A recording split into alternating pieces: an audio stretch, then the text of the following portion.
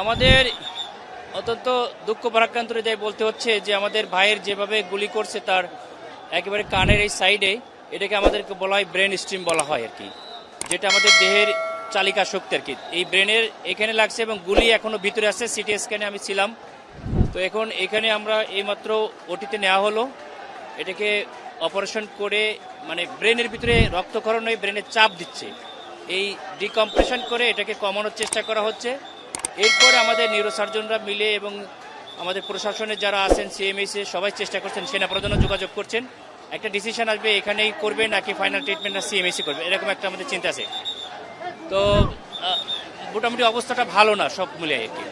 তো আমরা সবাই দোয়া করি আমাদের ভাইয়ের জন্য আর কি। তার অবস্থা না আশঙ্কাজনক তো অবশ্যই, কিন্তু তার পালস আছে এবং ভেন্টিলেশনে আছে আর কি। ভেন্টিলেশনের মধ্যে স্কেলের ভিতরে রাইট।